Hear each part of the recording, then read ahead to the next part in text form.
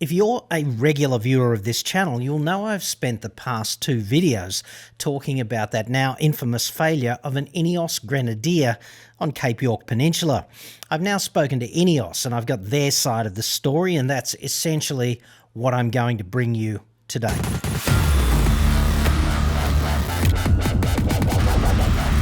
Justin Hokovar is the boss of Ineos in Australia, and he reached out to me, and that was initially by LinkedIn, and by virtue of a confluence of events. Like, I was interstate and I don't monitor my LinkedIn because I hate LinkedIn. It's like a cult for professionals where instead of the typical cesspit of hate in the comments, everyone's like, "You go, girl," which is even more nauseating now that I think about it. So anyway, I've got a fake profile up on LinkedIn, and unfortunately Mr. Hokovar reached out to me there. But he is a sort of 2-decade car industry professional here in Australia, and I have some respect for him. So I'm just going to verbatim give you the quote that he sent me, okay? "I think we should discuss the John Canny video and Arthur Fowler's interview.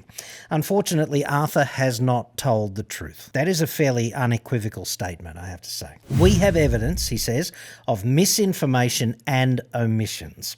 Happy to share the facts with you. The vehicle was damaged by water and hydro-locked. Please give me a call. P.S. The parts bill value, which was quoted at $65,000 on the Canny Outdoors YouTube channel, was not true, according to Mr. Hokovar. The one engine in the world claim that they made was not true," unquote. "The owner received a detailed email report on the 5th of September with details of the damage to the 2 turbos, the intercooler and the hydro-locked engine, with image of water drained out of the intercooler.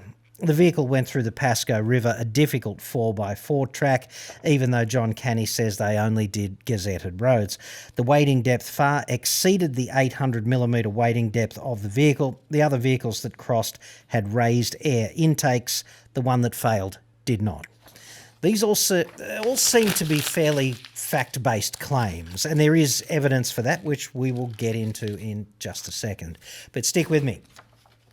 Mr. Hokovar continues and says, "John Canny removed all footage of Arthur's car from the Frenchman's track content, conveniently skipping forward to Chili Beach track, where the vehicle hydro-locked. The time it has taken," meaning between the failure and the resolution, "is due to the long recovery and the Ineos company, and the insurance company accepting the claim and accepting that Ineos should repair the vehicle." The first thing Mr. Hokovar presented me with was an email from the dealer in Brisbane where the car was sent and subsequently diagnosed, incidentally the biggest Ineos dealer in the country. This report is sponsored by NordVPN. Get a mega discount plus 4 extra months for free right now with my exclusive deal. Go to nordvpn.com/AEJC now. Online security threats are everywhere, but you don't have to be the next victim.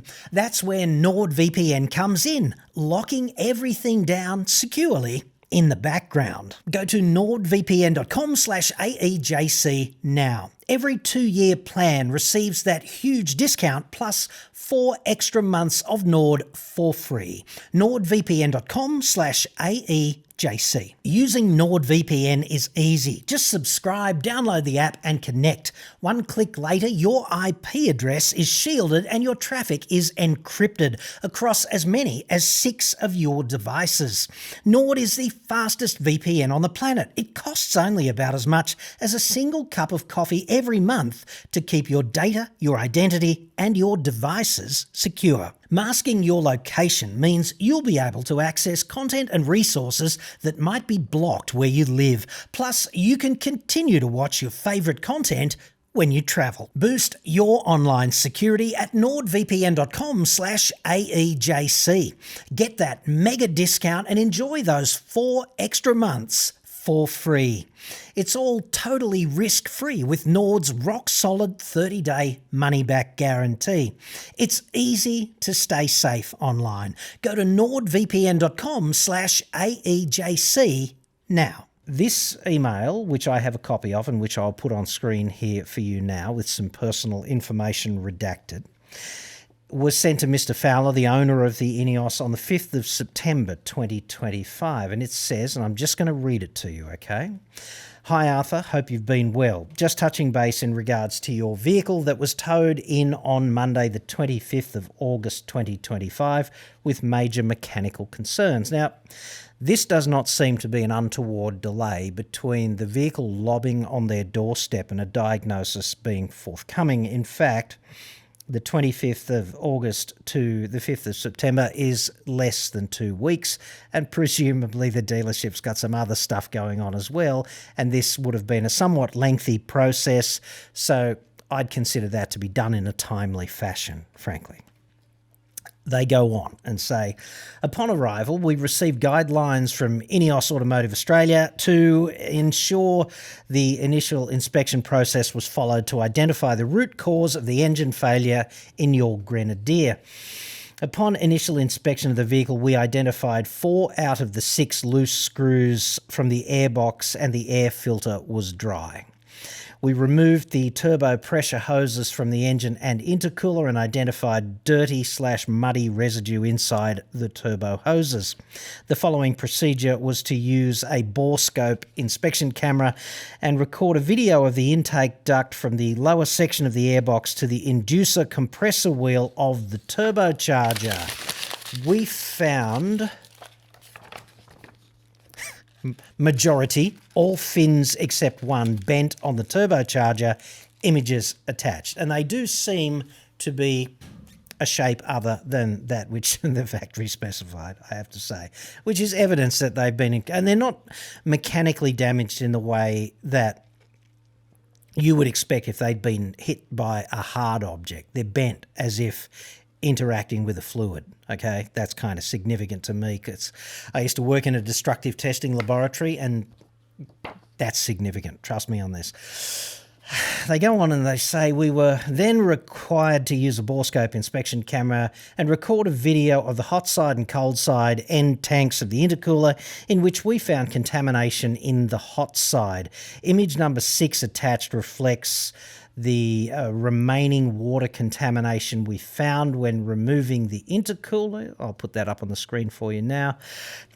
As a result of the mechanical inspection we've completed, this confirms the mechanical concern was caused due to an environmental external influence as the root cause of the engine damage. I agree with that claim. It's not a manufacturing defect. They say, due to the environmental root cause, this is not a manufacturing warranty and we suggest this proceeds through your insurance for the repairs to your vehicle. Please note any vehicle relocation costs, tow truck storage fees and or accommodation costs that may have been incurred during this time are not covered by Ineos Australia Automotive. Please reach out if you have any further questions.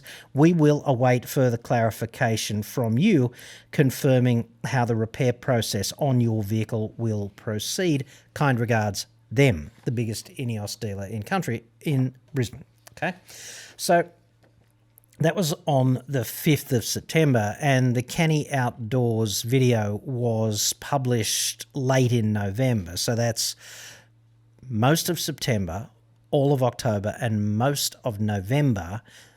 Balls in their court, meaning Mr. Fowler's court, to figure out how he's going to proceed, who's going to fund unfucking his Grenadier, basically.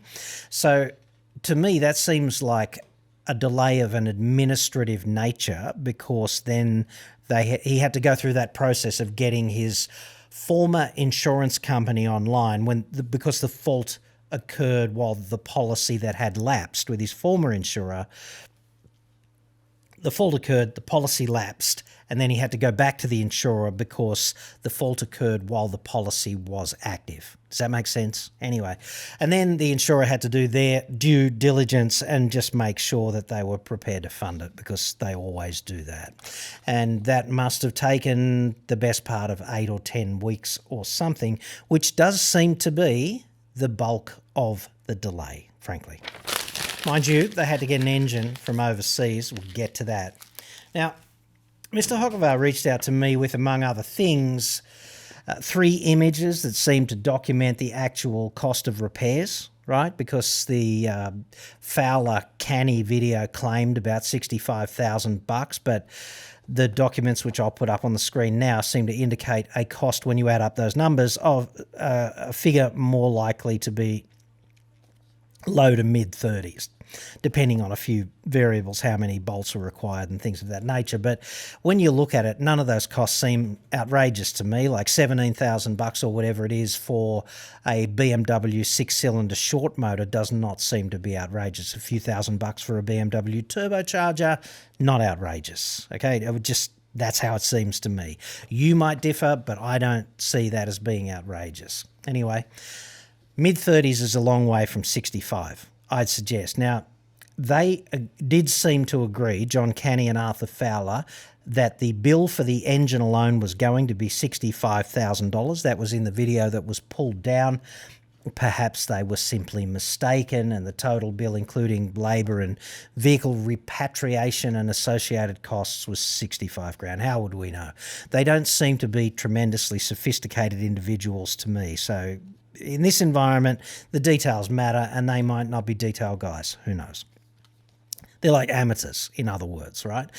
At journalism and things of that nature.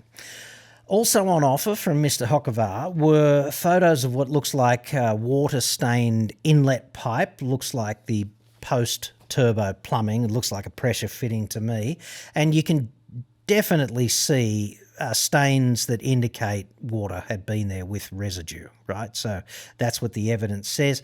Plus there's a glass jar, which was on the screen earlier, with some water in it in front of an engine bay, seeming to indicate the water that was recovered from the intercooler, okay?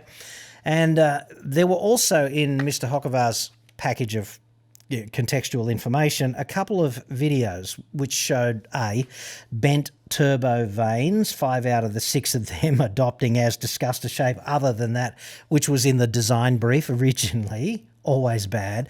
And you can tell that it happened when the vanes were moving because centrifugal force, right? The fluid, be it a gas or a liquid, whatever, would flow to the periphery, and that is where the vanes are their thinnest and thus most vulnerable to bending. So water is a hell of a lot more viscous than air, so when a turbo interacts with water, there's a great deal more load on the vanes, and anything can happen between bending and shattering them depending on the precise interaction in play at the time, whether the turbo's really hot or not that hot or spinning fast or not that fast kind of thing. So anyway, the geometric defect with the vanes is consistent with being hit by water at moderate sort of speed sort of thing. Video 2 depicted debris blocking the lower part of presumably the hot side of the intercooler, because that's the way the flow goes, which looks a lot like, I guess we should call it fine gravel or something of that nature. The intercooler core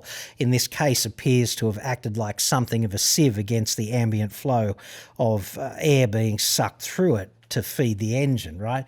Presumably the finer stuff and the water that entered with the gravel then just went through the core and travelled into the engine, and none of that would have been good either, I'd have to say. So that all does seem fairly definitive. Why would you bother to... It's like, if you think it's a hoax, that's like thinking the moon landing is a hoax. It's a hell of a lot of effort to go to open the door to being caught kind of thing. It's on the balance of probability, it's as credible as hell, right? The package of information Mr. Hokovar provided me with to verify his claims seems pretty hard to refute. At least that's how I see it.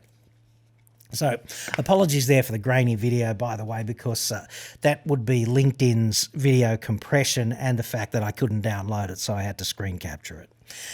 Now, Ineos went on and issued a public statement, and this is quite significant too. They did that on Wednesday, right?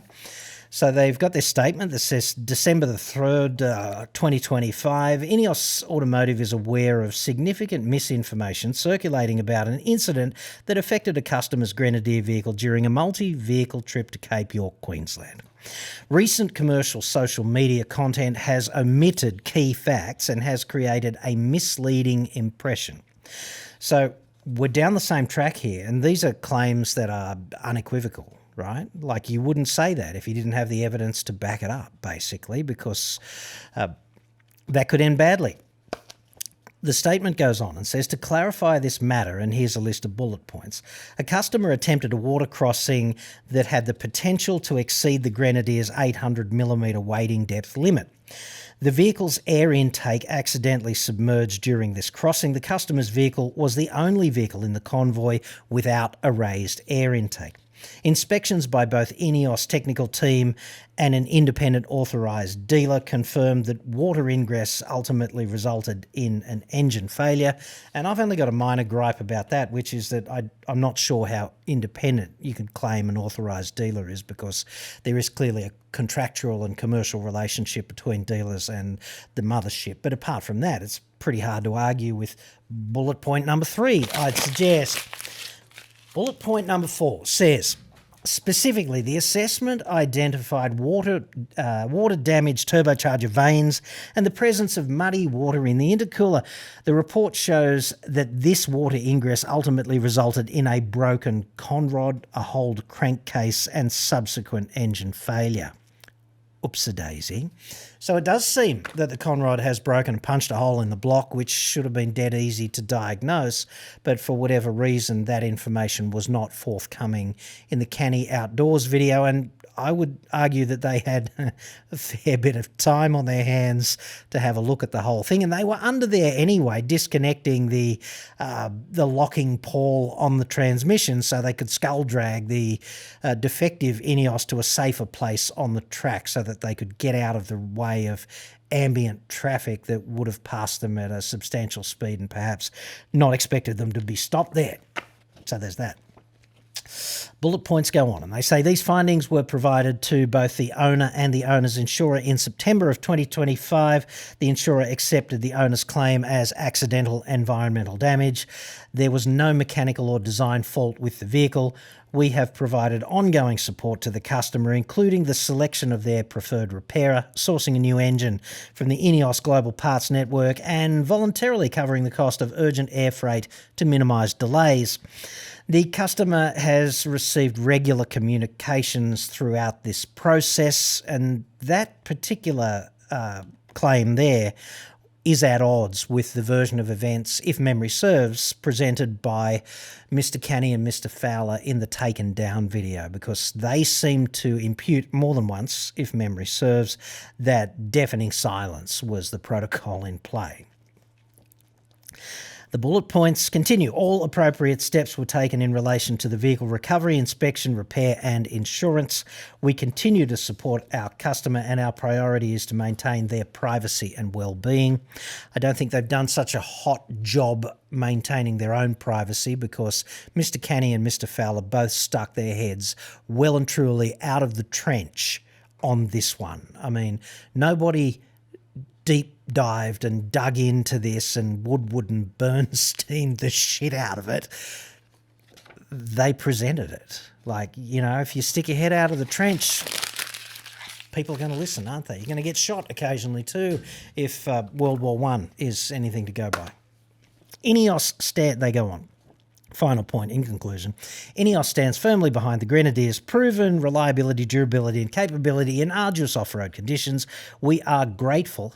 Damn flies. You know it's summer in Australia, don't you? Look at that. You see that?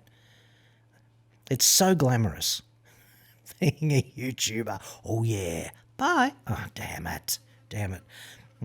I so want to kill something every day to maintain operational proficiency too. Fly doesn't know how lucky it is. Where were we?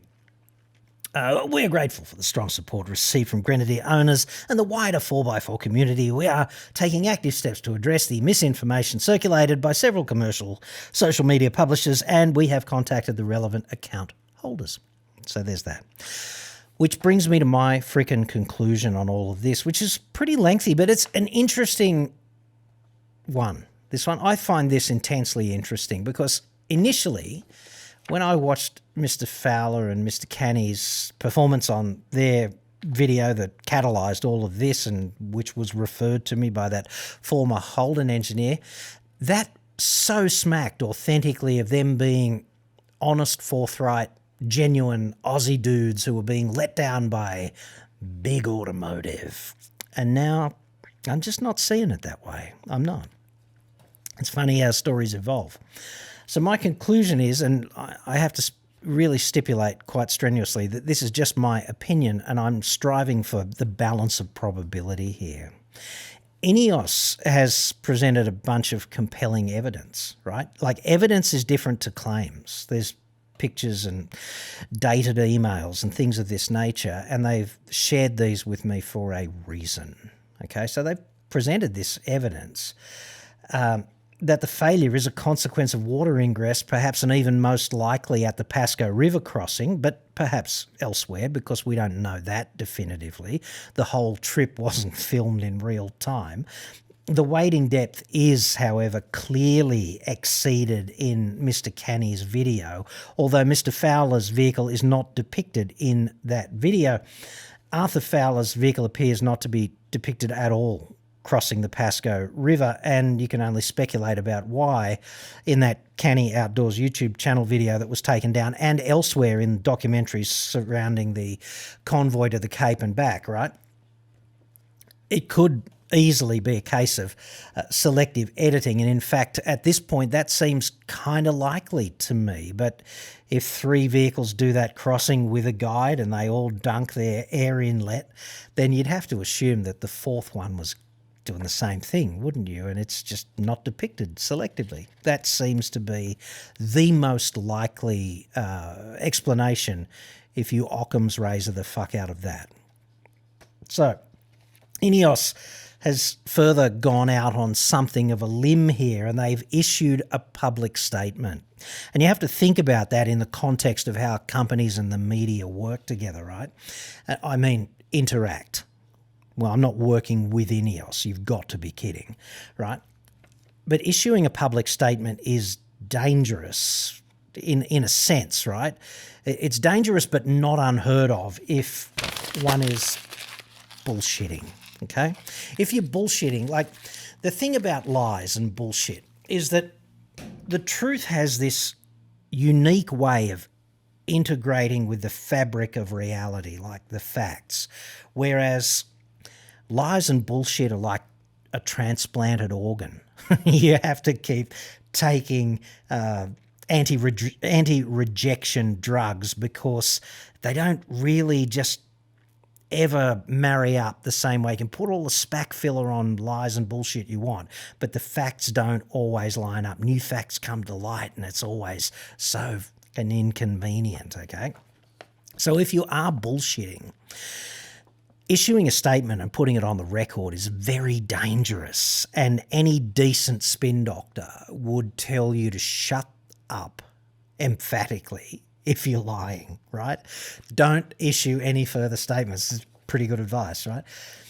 This suggests to me, right, on the balance of probability, that they've issued this statement for one reason, and that's because they feel as if they've been issued the spiky end of the fucking pineapple on this one, right? They would feel that at the top and at many levels going down, right? And if they've got a leg to stand on, then yeah, a statement. But if you're just bullshitting, don't do that. It would end badly. It almost always ends badly, okay? Mr. Hokovar personally reached out to me. This is like calling Satan. You know what I mean? Like reaching out to someone like me. You would not do this if you just hoped the story would quietly sink to the bottom of the Marianas Trench. You'd do that if you thought there was more to say, wouldn't you? You know, on the balance of probability, you would only do this rationally. I'm going to presume that these acts are rational, okay?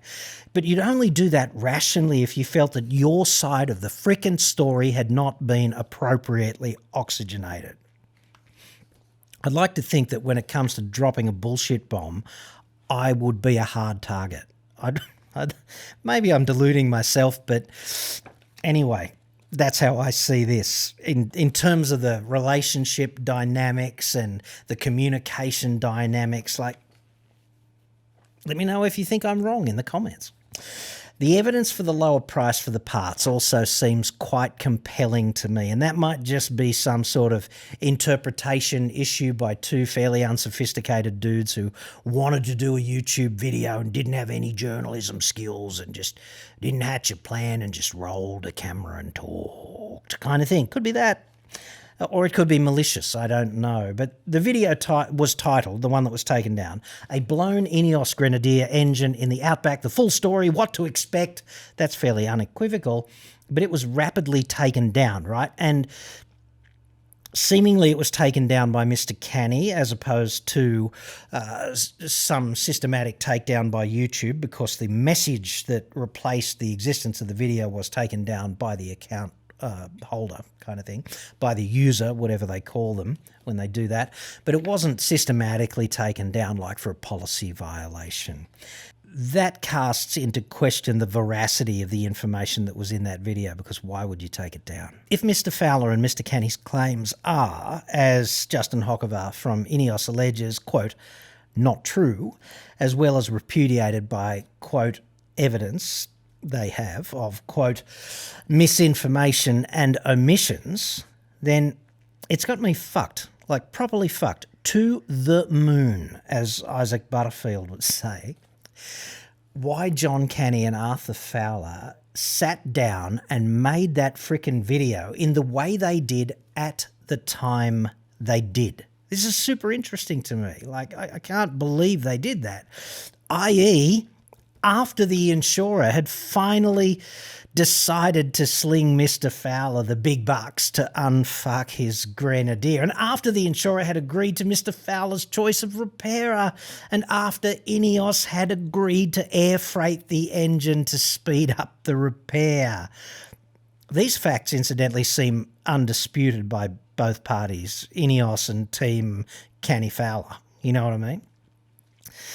That they presented them in their taken down video, for example, right? So those facts are agreed. That happened, and Mr. Fowler benefited as a result of those things happening. So why would you make a kind of cranky video that is seemingly unsupported by the facts after the big bucks and the big ticks on all of those substantive issues that really matter? I don't get that. Pretty clearly, people aren't always rational, I suppose, and emotions were running pretty high, I suppose, for Mr. Fowler throughout this ordeal, and irrespective of right and wrong. I mean, this has been an ordeal for the guy, and we have to feel for him, because you don't buy a Grenadier without it being your pride and joy, I guess, even if it's just for work, you know, but even more so if it's your recreational pride and joy. Your identity to some extent is locked up in it. And this would have been extremely disappointing and very stressful. And nobody wants to be handed a bill that might be as high as $65,000 once the bill for the towing and the labour come in, on top of the early 30s for the parts kind of thing. Okay, so stress is a huge trigger for people, and perhaps therefore logic was not all that involved in the overall decision-making process for Team Canny Fowler. How would we know? Mr. Canny might be motivated by views, and he might think that videos such as that might get the views. But you would have to be a bit thick, I think, to go into it assuming that there would be no consequences if untrue. And I'm not really accusing anyone here of being, you know, the Galactic Emperor. Let me put it that way. In short, if you did prepare poorly for a trip, like no snorkel, and you knew there were going to be deep river crossings en route, and then you hydrolock your vehicle, right, which seems pretty likely what happened at this point, I have to say, and you get your insurer to agree that this is just accidental damage as opposed to proper abuse, would the smart move at this point not be just to shut the fuck up about the whole thing and bask in the late-breaking coalescence of all factors mitigating your outcome as best as could be expected in the circumstances? Would you not just STFU then You've achieved an emphatic win, at least financially, so just shut up. Tell me what you think in the comments, because this is stranger than fiction to me. It really is. Maybe they are just that unsophisticated that they didn't think this through. I don't know. Maybe they acted with malice, or they had some tantrum, or they were motivated by factors that we don't know. Who knows? Certainly some of their claims are true. Let us not forget that. They're unequivocally true. There's no dispute by either party about all of this stuff. The failure happened. I think they all agree on that, right? It took a long time for the insurer to get on board. We agree about that. There's no replacement engine in the country, which seems bad, but we'll talk about that in a minute. That doesn't seem to be disputed. Ineos agrees that that is true. Truth and falsehood, dude, they're on a spectrum. You know, it's hardly ever binary, wholly true or wholly false, except with gravity. You know exactly where you frickin' stand with gravity every time, except, you know, at Fermilab or something like that. Maybe there's more nuance to the story than we actually appreciate out here being removed from it. I don't know. Perhaps truth is somewhere in the middle. That's not beyond the realms of possibility either, between Ineos's claims and those made by Team Canny Fowler sort of thing. But Ineos has provided a fair bit of evidence, I'd have to say. I don't think Ineos gets off squeaky clean, however. I really don't. That Pasco River crossing and the failure do appear to be separated by some length of time, like 16 hours, and the way I see it, maybe 80 kilometres of driving. It's been a long time since I've done Cape York, and the last time I was there, I drove a Mazda 929 to the tip of Cape York, so there's that. But I've never been to Chile Beach, but they do seem to be separated, the crossing and the failure, by 80-something kilometres and 16-ish hours, mostly stationary camping, but also a fair bit of driving in that time. So there's that. Water in the unpressurised part of the inlet tract before the turbo, in other words, should have drained in that time. I would respectfully suggest that it should drain. It's designed to drain. They always are. If that is part of the failure mechanism, right, I'm not suggesting that it failed to drain. I'm just saying if it was there, it should have been able to drain in that time. And there is a long separation in between the crossing and the failure. So an egregious, prolonged dunk in a body of water in excess of the wading depth in the Pasco River or elsewhere would clearly result in an immediate and catastrophic hydrolock. We've all seen videos of vehicles hydrolocking themselves midstream. There's generally no coming back. And you often see the punter being forced to make this terrible decision about stay in the vehicle or swim through crocodile infested whatever to quote unquote safety if they actually make it that far. So perhaps the incident that trashed the vehicle's engine occurred at some other undepicted location a little bit closer to the failure. Who would know about that either? That would be an editorial decision, I'd suggest. Not having the parts on shore is potentially not a problem. Not as big a problem as it seems, depending on the circumstances, right? I'm told that there are 3 parts warehouses for Ineos in the world, and they would be in Belgium and Melbourne, and there's another one, I forget. Anyway, and it's irrelevant. So the one in Melbourne has like 8 figures worth of parts in it, so it's substantially stocked. It has a large amount of the vehicle covered, but the short motor, not so much, okay? Air freighting the item is not as magnanimous as it seems, though. Remember in the statement they said we've rushed to air freight it. Well, good on you, but that's not exactly magnanimous, right?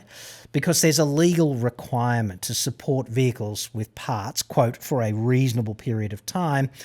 And if they were to ship them by sea for 12 weeks and that particular chunk of gem of information leaked into the public domain, it's kind of a bad look, isn't it, for a fledgling off-road premium challenger company.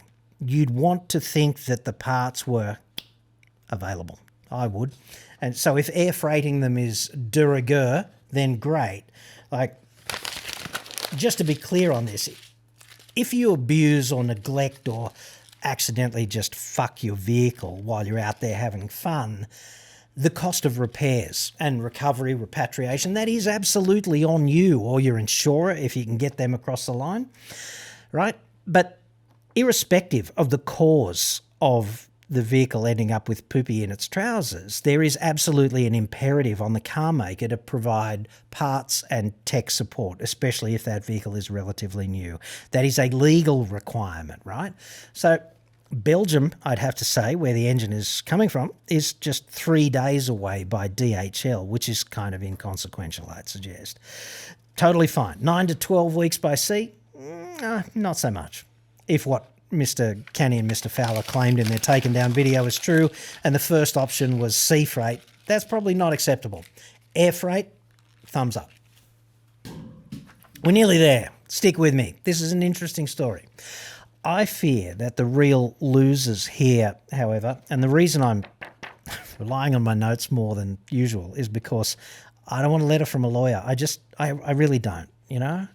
I want to be authentic and honest and edgy at times, but I don't want a letter from a lawyer from Team Canny Fowler or Ineos, whatever. I just don't. I want to fairly represent the facts in the public interest and clearly differentiate between what is my opinion and what the facts are, okay? Like, hashtag journalism.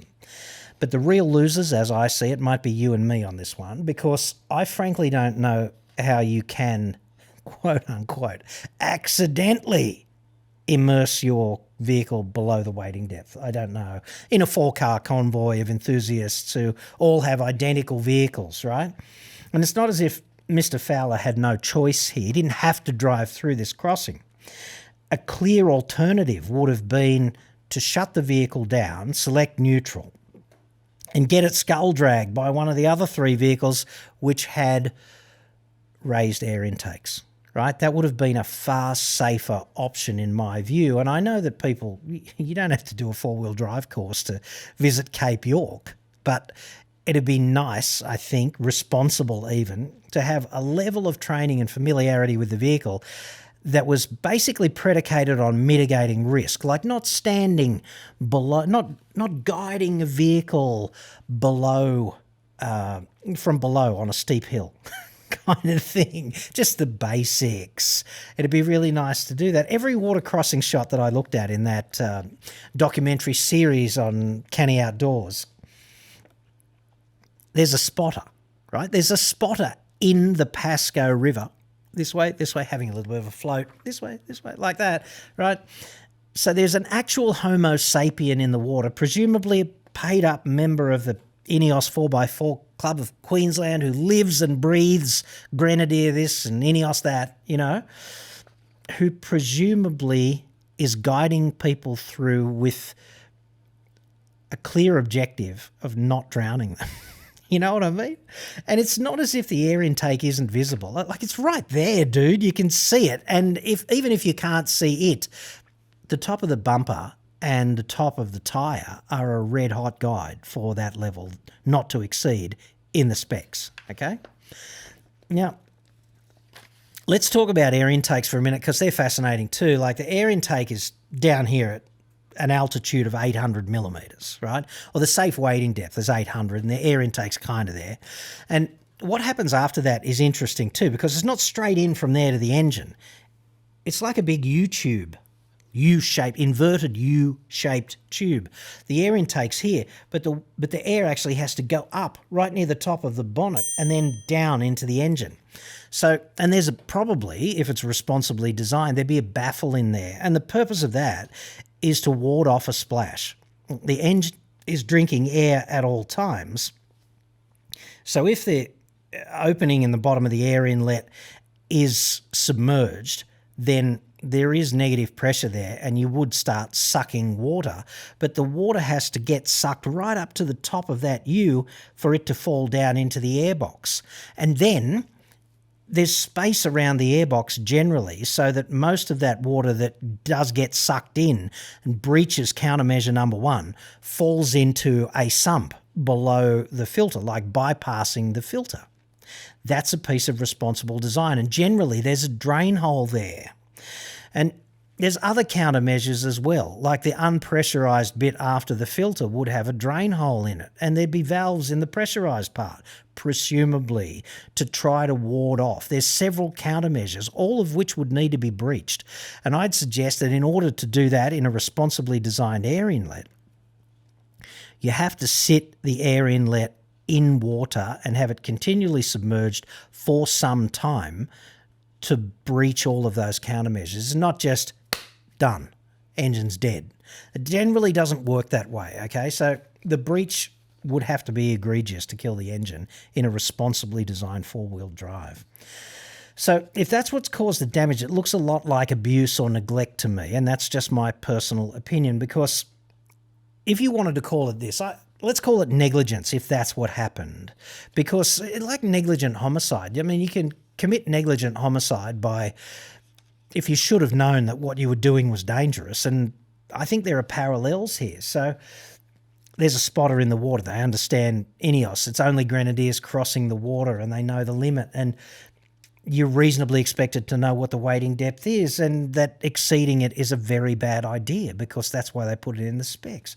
So I think it's kind of a shame for those of us who are driving responsibly and paying our insurance premiums on time, and we're effectively bailing out. I'm not talking about this incident specifically, but we are bailing out dipshittery like this when payouts get made for accidental damage that could better, I think, be categorised as negligence.